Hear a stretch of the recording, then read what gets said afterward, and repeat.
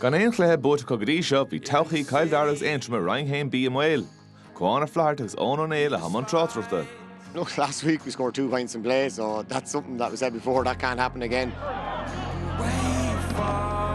Kildare scored the Hurling goal, and it's into the Jasper Fatson.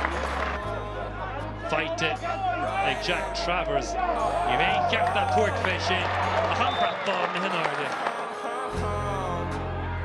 Seems so hard just to be.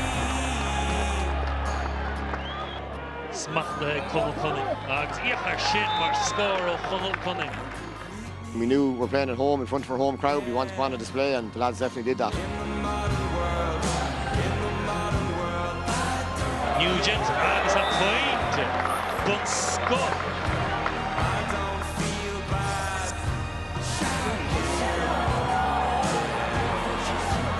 Dasher boy there.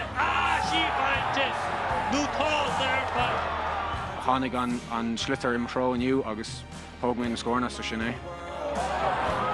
Just smack the Dasher boy now. Iachar Shin. Marcia of Winnish Curtin. Our second half performance was incredible there. You know, I think it was about a 10-minute patch. We got 3 goals on them and probably put the game to bed. Buaicphointí, McFarlane, Kildare, Mache Curtin, Arees! Public wing, not now. So Bowen Becking in the right door, and Aldo daring shade to get shoe.